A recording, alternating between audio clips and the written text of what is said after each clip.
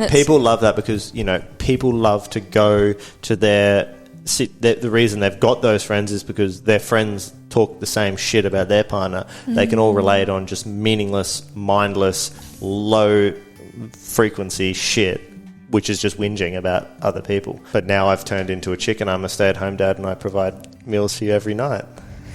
And I tuck you in. Wash your clothes. Having a female who's the breadwinner, what it does to the energetic polarity in a relationship, what effect it has on the male who goes, well, what's my purpose here? When you're providing more money than me, it emasculates the man, I believe. They were super attractive when they were 18, 19, 20. They get to 30, they've been working, they've been sleeping around. They might have a child with someone who left them because it wasn't very serious. And then they get to 30 and they realize they're no longer getting the attention they were getting when they were 20 because they are aging and they want to settle down, and men stop looking at them the same way, and they start to get depressed. And one of the most disrespectful things that I see women do is, showing their body so much on Instagram. Like, what are you doing that for? There's one thing and it's for attention. And you may say that it's not for male attention, even though you know full well if you're, selling bikinis, men are looking at those photos, not females, because you can look at your analytics. Welcome back to the Stillness Everyday podcast. Today I've got Alicia, my lovely partner, on, and we're going to talk about relationship. We're going to touch on past relationships, talk on our current situation. We've got a couple questions from the audience that they want answered on our opinions on it. And we're just going to flow, see what happens. So welcome back to the podcast. Thank you for having me. All right. Should we start with the first question, which was your opinion on polyamory or monogamous relationships? Mm-hmm. Where do you stand on polygamy? At the end of the day, this is very much our opinion and our relationship, and you can do with this information what you would like. I have quite a few friends who are polyamorous. I personally feel that I think especially when it comes to marriage, if that's the way you want to go with your relationship, I don't know can you have polyamorous marriage? I believe you probably could, yes. I think there's probably like the wife and then the man has a side chick. There's that type. Then there's the multiple relationships, I guess, and then there's swingers. And so I guess this is we have to ask why it's happening. It's hard. I feel like devotion to one person is a very special thing, and if your partner is supporting you physically, emotionally, financially, in every realm, that there shouldn't be a need to look elsewhere for another partner, because I believe that is something that you should look for your partner to and communicate with them if they're not meeting you somewhere, rather than just then looking for that in somebody else. That is probably what I would agree, that the number one reason that I've heard people want to follow a polygamous relationship is because they don't believe that one person can provide everything for them. I would say that I've been in the past where I've been in relationships which maybe the sex has been great or you work well together, but then when you're living together, you don't get along, or you want a different, you want to raise your children differently, or you want to move countries, or your directions are different to where you're actually heading. I'd say that you need full alignment if you want to commit to a monogamous relationship before probably going into it. I feel like you can build on things. I feel like intimate connection can be built on. Like you can learn to love that person's body, and you can learn to, make love with them how they like it. But you need to be rooted in the same kind of spiritual values and the same worldview, because if you believed so strongly, as just a poor analogy, in say a vegan diet, and you just really hated people who ate meat, and I on the other hand only wanted to eat meat, what are our kids going to do? They're going to get confused when your worldview's pushing that plants are the way, and I'm pushing that there's meat. It's then going to ripple on and affect the children. So the children's mind will directly develop from the parents who are programming, or lack of a better word, into the children. That's exactly. No, I agree. And I feel like in past relationships, I've had all these elements are great, and we can just sweep the really core foundational things under the carpet. Like, is marriage something you want? Like, is kids something you want? If so, how many? Would you be open to homeschooling? Like, all these different things that we unpacked so early, so that it was like, okay, like all of our core foundational values are the same. Then if you're thinking about children, and I see this now in people that aren't married or had a child, and then the parents' views are so different, and like that child is going to be so confused as to, like, if the mum just feeds them absolute garbage and then the father's like, okay, no, like, let's eat healthy. And if you don't have it, and this goes across everything in life, if you don't stand for something, then you'll just fall for anything. So if you have a child that is brought up with so many conflicting arguments, they're not going to actually be rooted in anything. So although you want them to be able to think for themselves, you also want them to have a foundation of truth that they kind of follow, that that their virtues and moral standard has been ingrained in them when they were young, and it wasn't, you know, when I'm with mum I can do this, and when I'm with dad I can do this. It's like, you know. Yeah, that it's sound. And I think that those things are so important to have as core beliefs, but then I will have a different role as mother that you will have as father. So like those things are important to be separate, like as I'm like the nurturer and you bring the discipline, but not in terms of, diet and lifestyle and... Which is... I see it so often where there's not an integrated polarity between the man and the female, where the woman stands by the man on his decision and she will allow the discipline to happen from the man, and vice versa. Like, you've got to stand together, otherwise your children know. Like, we all know that, oh, mum lets me get away with this, so when dad's not around I'll do that. Yeah. But if it's like when dad's not around and you go, I'm going to tell your dad and you're going to get in trouble for this, then they won't fucking do it. Exactly, yeah. I think on, as well, talking about the father figure in a child's life and how that impacts either how a girl will then grow to who she'll be attracted to in a male and what qualities she innately looks for, because that is... Like, your father is the first man that you'll ever look to or look up to, and whether you like it or not, unless you're extremely conscious of wanting to break that and find something that wasn't what your father figure was, for females, they are just going to attract how their father treated their mother or how they operated the family. And same with boys, if, like, they need that strong father figure who is going to set an example to then how they treat women and how they will run a family unit. I agree. And I think one of the most important things we can realise is we attract where we're at. So it's not our partners. You know, we all are so quick to blame our partners for, you know, what they're doing or what they've done to us, blah, blah, blah. But when you actually internally reflect on that and why that triggers you or why that's happening, you realise it's all coming from you.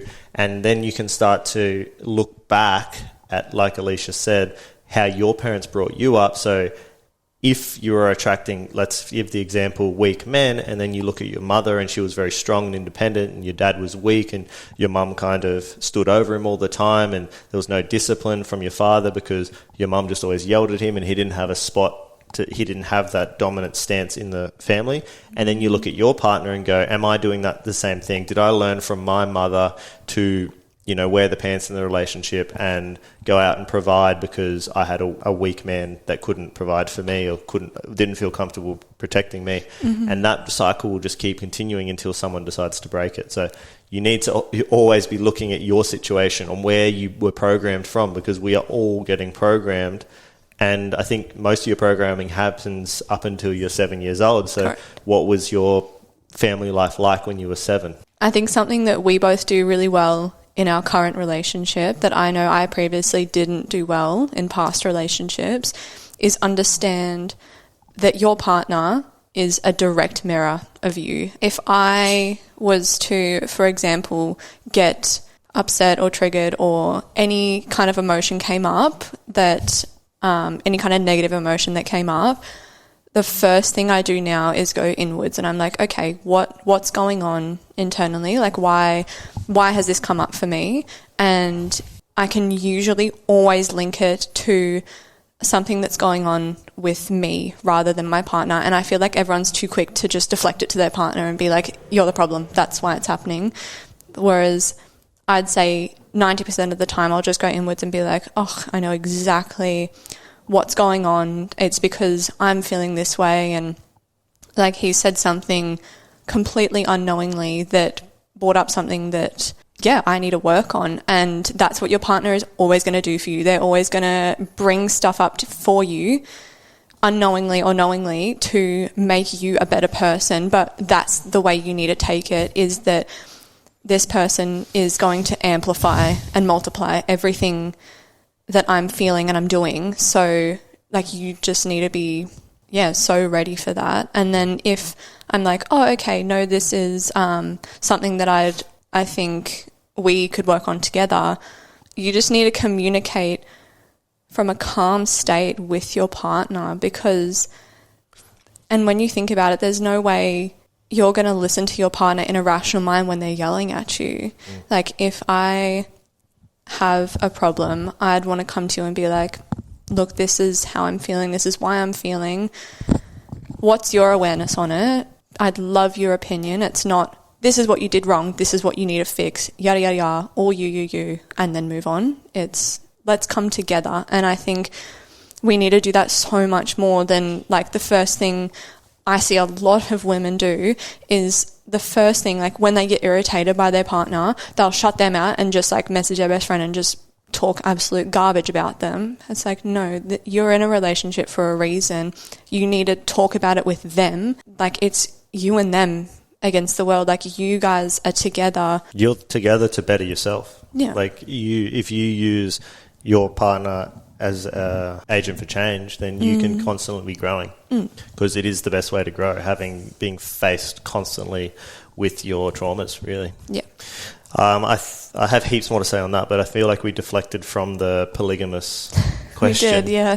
My opinion on polygamous relationship, I think it's gaining more popularity in society, but, traditionally a polygamous relationship was because the man was able to provide for multiple wives. And if you are in a place of abundance, and let's take it back to king times when you were the king and you could, and you wanted to expand your bloodline and your emperor, you could have multiple kids coming at once, because you could provide for 10 different wives. So you could have 10 different kids per year as opposed to one with one partner.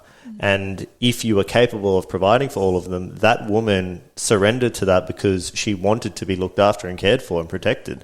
So I think this is also, without getting into it, maybe we will after, there's that argument for men who exercise their options when they're in a position of power. And I'm talking like you're a high value man where you have abundant resources, and if that is what you want, then the woman would, as bad as it sounds, you would allow that other relationship to take place because they're in such a great spot where they know they're safe.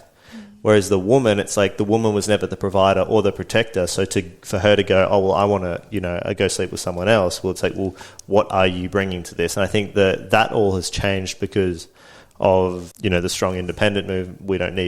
We don't need no man anymore. So it's like, well, I can do what a man can do. But then the repercussions for a promiscuous woman is far worse than a man doing the same thing. So I wonder on the effects of the woman in that situation, if she had two husbands as opposed to if the man had two girlfriends.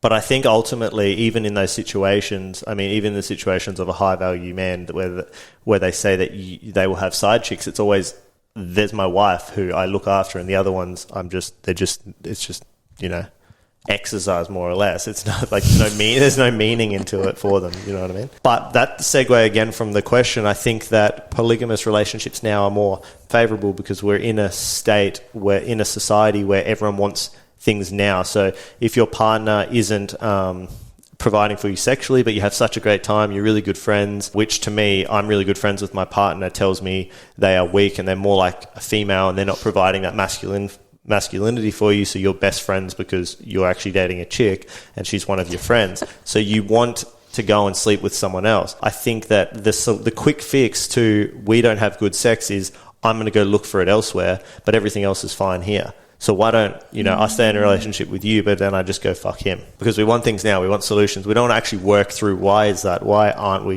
don't we have good sex? Is it because you're completely in your masculine and I also am and there's no polarity here? So it all comes down to working within, integrating into your own energies and working together with your partner. On the back of that, another question was, do we believe in the perfect relationship, the one that you would spend the rest of your life with, the one that ticks every single box for you? What do you think about that? I do, and I wonder if that is more of a feminine thing to believe that. I think I've always believed in the one, but I don't feel like I fully felt that I had that until I was with you, because I think in all of my previous relationships I felt that I was with more emasculine men, and that came very much from my upbringing, and I was always very masculine, was the financial, emotional and physical support, and therefore attracted more feminine males. But then I found you and was like, I think the first few months of our relationship was just so intense and so in my face. It was like I didn't know that this was a possibility, or like I don't think there's enough men like you in society today who are willing to kind of step into that more traditional role of the masculine, where it's like, I'm here to support you financially, emotionally and physically, and therefore you can surrender into your feminine and be vulnerable and show your emotion and not have to make millions and millions and millions of dollars a year. And if you want to then have children and be the homemaker and the housewife, then that's okay. And I never felt like that was okay, and definitely didn't feel that in my upbringing. I grew up around women who were always in like boss positions and were the ones that told their husbands what to do, and were the primary breadwinners, and that's just then what I attracted. I don't feel like women know that there's an option. Right. I didn't until I met you. I thought I'd be the breadwinner, that I'd be the one working if my husband wanted to be like a stay-at-home dad, and like I just don't think there's enough talk about it or education that women don't have to hold all this masculinity, because they're not. The men out there today are so disappointing. But what if, okay, so here's a counter to that, because like you've saying there's not many men like me and that men are disappointing out there, but it also, like I said before, it takes the polarity to attract that. So I feel like there's a degree of you stepping into your feminine to allow that energy to come in, and vice versa. Yeah. Because you're attracting where you're at, and if you're, trying to do all those things, like I guess there's, if you are a boss babe and you want to have a family and you want to actually step into your feminine and you don't want to be this masculine like kind of CEO or business owner and make millions, I think you can't search for something that you're not energetically putting out there, because you're energetically repulsing that man, because that couldn't, like, a man in his divine masculine isn't going to be magnetically pulled towards a female in their masculine. So we have to again go within. What are we attracting? What are we embodying? Because you only attract in what you're putting out. Yeah. So you have to be the magnet to attract it back to you. Yeah, and I think last year was the first year where, like, I've never been alone more than I ever had. Like, I moved out of my family home, which I feel like was a huge thing for me to be like, okay, like, I'm not being programmed, as lack of a better word, with this every single day. Moved out of Melbourne, which I feel like is very much that. It's very boss babe energy and everyone is just working to the bone. But I feel like since coming up here at the end of last year, I just lived by myself and did so much internal work and dropped so much more into my feminine and was much more gentle, and yeah, just all these activities that I innately loved, but I guess to a point always suppressed because I wasn't able to do them, then I feel is what then attracted you. And I suppose last year for me was, 300 and something days of semen retention, celibacy, and just inner work, and, lots of discipline. Getting up at 3 o'clock every morning, heaps of ice bars, just working like fuckloads. And I guess that kind of makes sense now because I was going to the other extreme of masculine energy. Yeah. Where I was completely embodying that. But now I've turned into a chicken. I'm a stay-at-home dad and I provide meals for you every night. And I tuck you in. Wash your clothes. It's really sweet. And then you bend me over. None of that happens. Doesn't it? That's in my dreams. Okay, so the perfect one. I would say that the perfect one, so I'll give a bit of background into my reflection on the last 10 years of relationships because, there's probably a lot of people who are listening to this and go, oh, cool, cute little fucking honeymoon love story. You've been together 6 months and you're together. But I've been in a 6-7 year relationship, another one, I can't remember, it was a couple of years, but I've been through, long relationships, short ones, toxic ones, fucking whatever in between. And looking back at my long-term relationship, I had this reflection not long ago where I kind of put myself back into my shoes of me as an individual while I was going through this 6-7 year relationship, and kind of I was almost disappointed in myself, but I knew I was still a little bit disappointed because obviously the growth came out of it. But I felt bad for my partner having to go through their relationship, which sounds stupid because we had, a really good time at that time. But I wasn't in a spot to be a provider, to be into a relationship like that. So it started to make me think about the whole notion of men providing for females, but you're both coming out of school at the same time and you're both kind of, broke, don't know anything about life. You're both just kind of taking it on whether you go study or not. So you really take the next kind of 10 years to build yourself out, maybe 5 years, depending which path you take.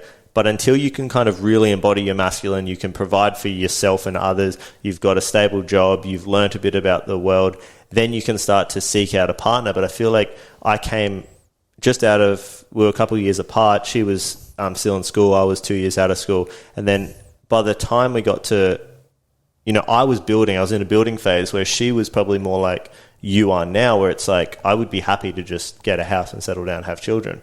But I could never do that at the time. So it started to make me think as to whether relationships make sense to have like that 5-6 year period where you're 18 and you may be dating someone that's 25, 26, that's kind of, been working on themselves and had this time to actually develop themselves into a man. When I look back at that, I actually, no part of me was ready to settle down with someone and provide for them.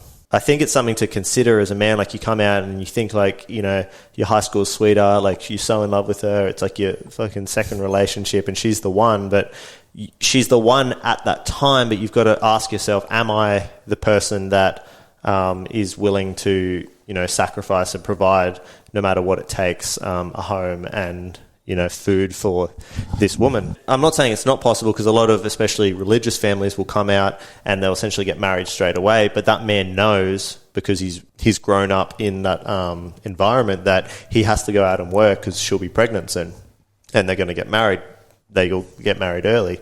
So I think if you have the right upbringing and you know that that's what you're going straight into, it is so possible for two people to come straight out of school and be the one and live happily, because they're built on the same spiritual foundation. And if they are willing to continuously grow together and go through those struggles while they both develop into who they are, then it's definitely possible. But I feel like everyone is the perfect relationship for where you are at that moment, because I would look at my relationship then and say, that was a perfect relationship. But was I the perfect person to be in a relationship given like what I am now? And I'd say probably not. And then the next one, it was perfect for the time. It's exactly what I wanted. I was working heaps and I was working with her, but like it was kind of a mate working relationship. It was nothing else. And then now I'm like finally developed into where I go, okay, I'm actually now comfortable to financially provide, and it would be nice to have, you know, a wife that looks after the home and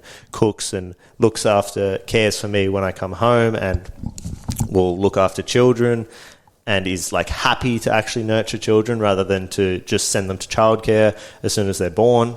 And all of these things is what I'm now looking for. And now that I'm comfortable to actually be in that state, then obviously I've attracted you. So I'd say the perfect relationship does exist because it is what you are in, because it's perfectly matching exactly where you are currently at.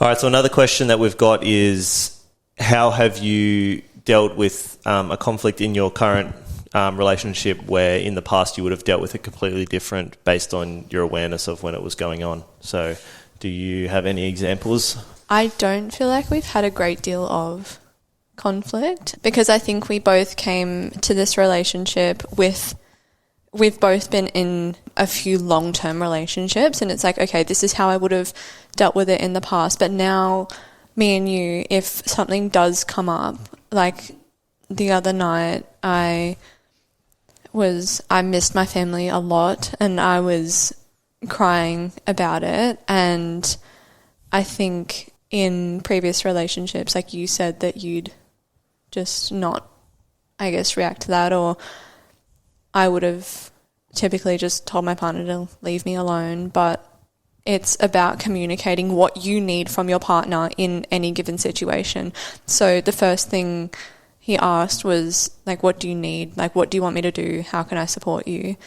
And it's just like, I just need to be held. I just need to cry, and not attaching to or reacting to anything that would have just added to it. And it's just like, this is exactly how I need to be, and he's just accepting that. And I think that is a huge thing as well that we implemented really early in our relationship, is not attaching to anything and not reacting to anything, because there's so many times where I feel like a lot of women would be like, oh my gosh, that's so annoying, and like, I hate it when he does that, and rah, rah, rah. And I think I'm just so in this mindset of, how can I turn any situation into something I laugh at or a positive? Like, for example, when Rod just leaves his clothes everywhere on the couch, you are the decider of how you react to things, and you are in control of your emotions and no one else. So I can either choose to look at that as, oh my gosh, he left his clothes here, which I can't fathom thinking that. I'm just like, okay, this is my role. Like, he's working extremely hard and I'm at home today, I'm doing the washing. I'm like, it's in my mind, it's just my role. Or even like, yeah, just little things. I either choose to laugh at them or just be like, I can't operate or think from the point of he would do this to annoy me or out of spite. It's just, it doesn't really make any sense. I think the important part is, what I notice in partners is they go and whinge about their partner to their friends. And it's so destructive, because you're going to your girlfriends and bitching about what your husbands do, or you're going to your mates and bitching about what your wife's doing. And it's like, why? It says more about you than it says about them. So if you can't speak nicely about them, why are you with them why are you with them all together? Or why are you not communicating with them directly? Yeah, exactly. But people love that, because, you know, people love to go to the reason they've got those friends is because their friends talk the same shit about their partner. They can all relate on just meaningless, mindless, low frequency shit, which is just whinging about other people. And they're attracting those people in their lives. So I suppose it then goes back to, what do you want in your life? Like, because people, you know, broke people hang out with broke people, and, you know, wealthy with wealthy. It's not like a coincidence. It's because wealthy people are working and talking about opportunities. Broke people are sooking, like, hang out together in their victim mindsets, talking about or being pessimistic about the world, while the same people on the opportunity side are making money from the pessimists that are just saying the same thing. So it's like, who do you want to be? Everything comes back to internally what you are attracting. And I think how you do anything is how you do everything. So if you are attracting a good relationship, you'll attract more money, and vice versa. Everything, you are a magnet. So the more you can uplift yourself, the better your friendships will be, the better relationships will be, the more financial abundance you'll have. A great podcast that I did with Mitch Adams, we talk about attracting abundance into your life. So I think that's a great one for anyone listening that wants to learn more about that.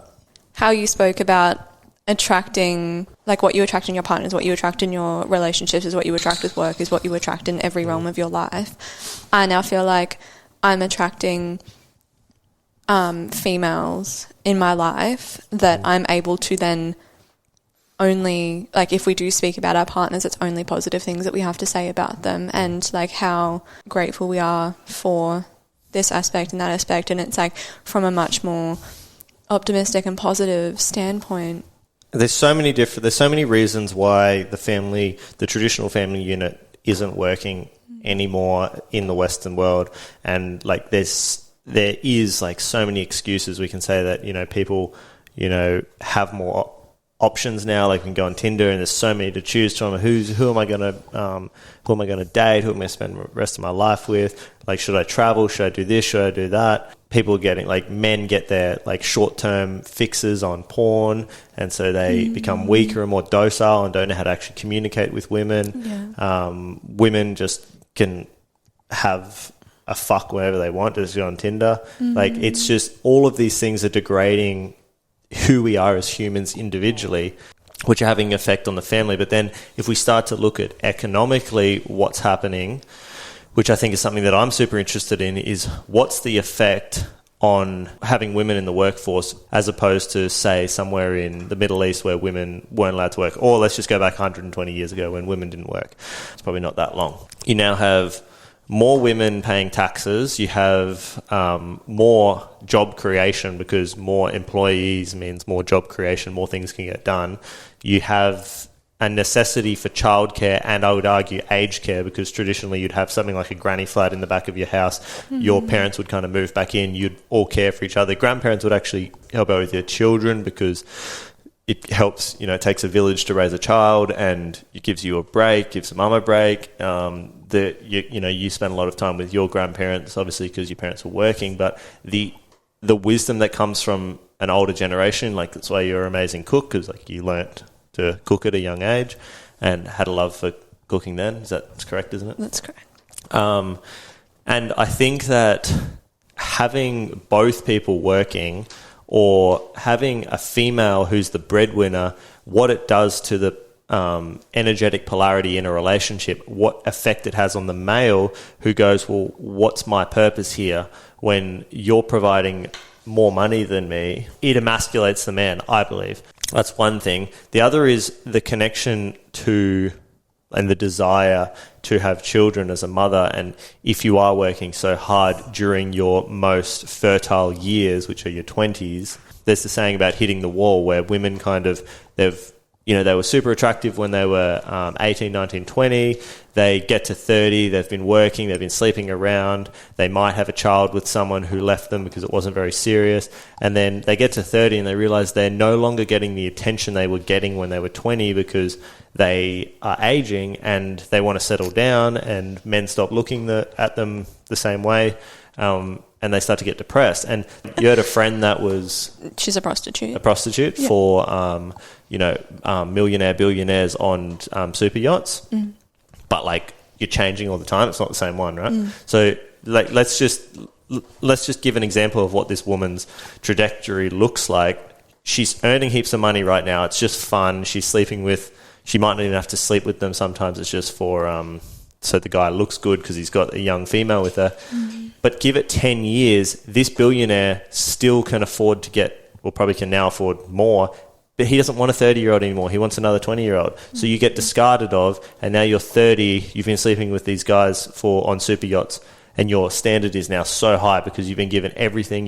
You're on a super yacht for just being good looking, and you're now going to go, now I want a husband and I want to have kids, no husband is going to look at you and be attracted to you because of your past history. And it's going to be so much harder for you to connect sexually to this man if you've been sleeping around so much. So women have to think, I think it comes back to, it's not just women, it's both male and female. We have to look further than today in what we actually want. What do we want in 10 years? What do we want in 20 years? What do we want when we're 50? What do we want our lives to look like? Do we want to have a family, and then do we want to have grandchildren, and we want to have nice, family connection? Or do we want to have 2 children with 2 different dads, and then we're in another broken family, and the kids are all confused to who's their grandma? Like, I did a podcast with Nathan, a veteran, yesterday, and he grew up with a single mum, multiple father figures coming in and out. His grandfather, who he later found out wasn't even his father, wasn't even his grandfather, it was his step-grandfather, who was his main role model. But it's like, he got upset that wasn't his grandfather in it, because he didn't know what was going on in his family. So all of these things are degrading the Western world, and it's actually the whole Western world will just collapse and crumble eventually, because other countries that are holding these traditions together aren't fucking their society up. A strong family makes a strong community, which creates a strong nation.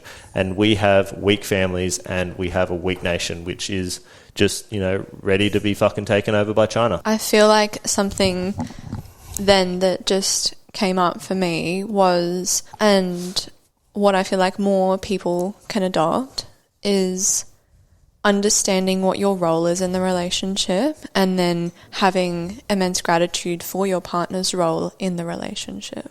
100%. For an example, when I was at the butcher the other day, he was like, "You're here doing this? Like, what does Rod even do?" And I was like, "He does so much." And here I'm listing all these things off, but it's but on the polarity, I do all these things, and it's in perfect balance, and we know what our roles are in the relationship. And just coming home to a meal and having lunch that next day, and just having that, it takes time, and it takes time just to create a meal, let alone the million snacks and all the extra things that you make.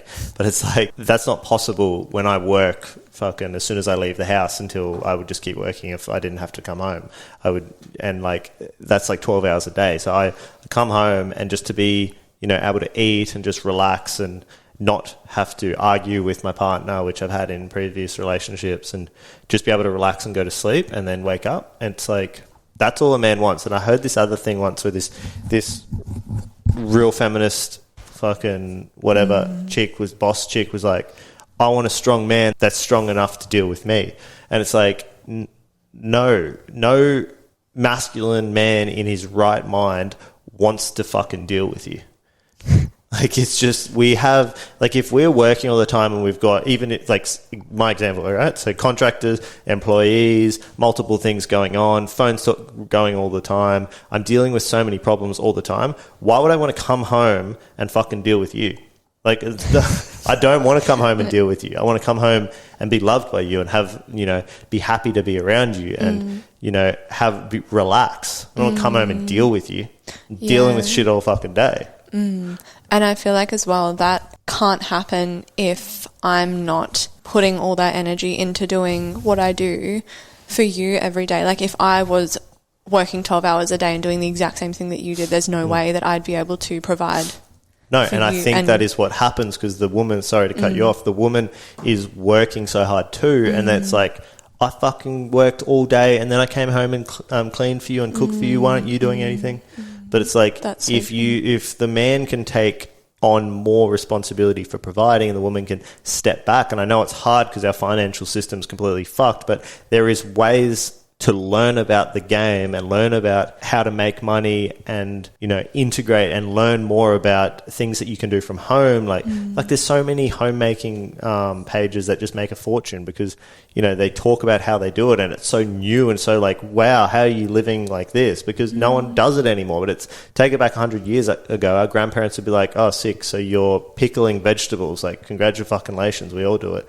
But it's teaching people how to do this, you can make an income, and you're not as stressed because you're not going to work for someone at Coles, or you're not going to pack shelves, So I think, again, it comes back to communication. Be like, look, I'm willing to sacrifice this and work more, and in exchange for that, it's just it, like you said, it's the balance. And there's, sacrifice from both sides as well. And I think, just always coming back to appreciating what you're both bringing and doing in the relationship as well, because you're so right, and that's something I was going to touch on, is there's so much that I do in the home every day that would not be possible if I had a full-time job. Like, there would be no way. And men, if you can find a nutritionist as a wife, then you also eat healthy and everything's just way better. So just the note. I actually reckon, so this is just complete, like, this just came to me then, but it is on the back of another theory that I have, that if my kids, because I've studied architecture, and it's where I had a pretty good work ethic before, but I would say it's fucking horrible if I look back at it. Then I went and studied architecture and learnt how to work from 8 o'clock in the morning to 3, 4 a.m. and just 100-hour weeks. And because I was living in the Gold Coast and I was living at my grandparents', when I went home, there was not much going on. And so I didn't drive back to Sunshine Coast all the time. So weekends I'd work as well. And I just worked all the time at uni. So I learned to just be working non-stop. But I thought about it afterwards that even if my kids don't know what they want to do when they leave, they can go study architecture at a uni that was trimester, so you don't have fucking holidays where you fuck off to Coachella or wherever in the holidays and waste your time and money. You go in, you learn how to just literally work and be disciplined for 100 hours a week. And then after that, because most people that I studied with are either builders or they're doing something else, project management. Not many people went and became architects, but you learn such a great philosophy for design in life and a great work ethic that I think it's important. And what I just thought about then is, if you're a woman, being a homemaker and cooking and caring for your husband, learning nutrition, not dietitian, because we don't fucking eat Cocoa Pops. Not Cocoa Pops or fucking Nutri-Grain or Wheat Bix for breakfast. If you learn nutrition, then you learn how to add even more value to what you're doing, and you've got a skill to be able to do it online as well, and you can make products and sell them and make the whole population's fucked. Everyone is so unhealthy. Everyone wears the products on their skin that fucks them. Everyone's wearing putting products on their skin to try and fix their skin because their guts are fucked. Everyone's unhealthy, consuming everything we've talked about on previous podcasts on why men and female hormones are out of whack. So if the woman who's cooking and providing, if you're interested in a traditional kind of measure of a relationship, if you know nutrition and you can create a healthy family and healthy kids, and then we can pass that on to the next generation, and we can try to change this fucked up society that we've created where everyone eats takeout and vegetable oil all the time and drinks out of plastic water bottles. Beautiful. I've gone on a few rants on this one. Have fun. Oh, no, yeah. Sorry. Let's go. I was actually reading about this the other day, is that traditionally back in the early 90s or before, where there was this more traditional way of living, where there was, the woman was the homemaker. She educated and homeschooled her children and just taught them everything, as well as providing for the husband. It's a different sort of providing. It's a different kind of providing. And there's so many avenues where they provided for the community, because they would then make bread or make food, and then you'd live within little villages and communities where you would then share that knowledge, share that wisdom, share the nutrition, and then everything was either written down in a book or a cookbook to then pass down to generations. My grandma did that for me. I've got a cookbook that's just full of handwritten recipes, and that's something that I'm definitely going to do that for my children. And even something that I'd love to do that and share with other mothers and the community. And as you spoke about, there's now women on social media who are showing what their homemaker journey looks like, and you can be sponsored by people. You may not necessarily get paid monetary wise, but you get sent products and stuff, which is essentially then saving money, and there's all these many things that you get sent that just that's it costs a few $100s every month.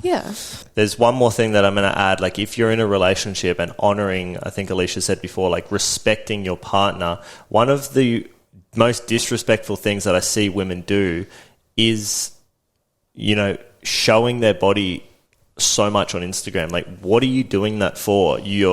There's one thing, and it's for attention. And you may say that it's not for male attention, even though you know full well if you're, selling bikinis, men are looking at those photos, not females, because you can look at your analytics.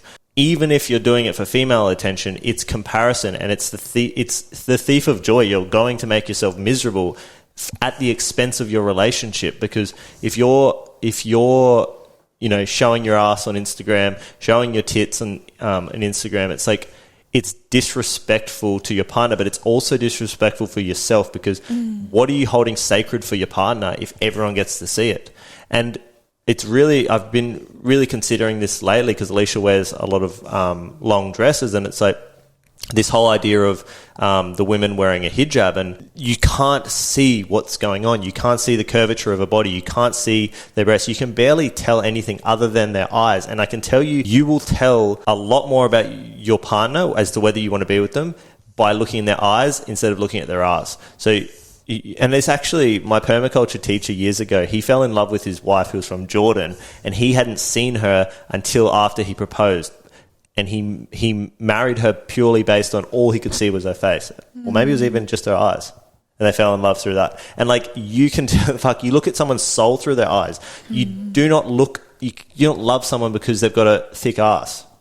And that's where, this vainness that we build our relationships on is why they all fucking fall apart. So fuck you all and sort your shit out. If you are a woman who is posting almost naked pictures of yourself on social media, I think it's important to look within, actually understand what is going on. Like, is it coming, which I see very often, it comes from insecurity, and you need that external validation in order for you to feel good about yourself. And like, that's doing more harm than good, because if you can't reflect inward, love yourself, and have that internal validation, then there's no way you can then apply that to a partner or your friendships or your family or anything else. You need to do the work for yourself, on yourself, in order to be that for other people and enter into aligned and conscious relationships. Because otherwise, you know what you're attracting. Like, women can say, oh, like, I'm doing it for me. No, you're not. You're not doing it for you. Like, you're doing it, whether it's male or female, there are going to be people who will comment on it and go, oh, you're so beautiful, and that's what you're seeking. Please tell me why else you would then post a picture of your boobs or your butt or your stomach on social media. You're attracting someone who wants you for that. You're not attracting someone who actually wants to get to know you, wants to know what you believe, and wants to know your like weird fucking conspiracies. And you're literally attracting someone that looks at your ass or looks at your tits and go, fuck, she's hot. Look at her, boys. Like, your pictures would get sent around too. Yeah. Again, I'm talking from a man as to what happens.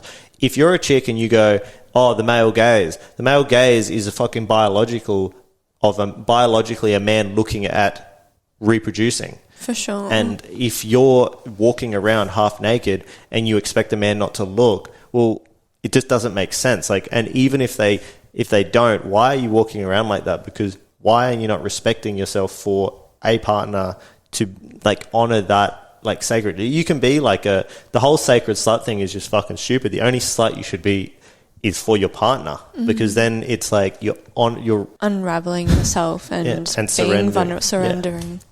And being vulnerable for your partner only. And I don't believe that you can do that with a one-night stand.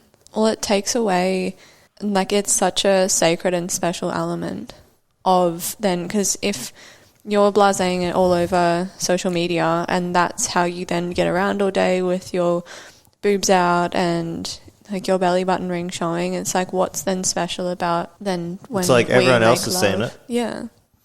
Like, you can, apart from nipple, I mean, fucking people basically using Band-Aids now. So you can tell what everything is anyway. I know what most people look like naked just from fucking looking at them at the beach.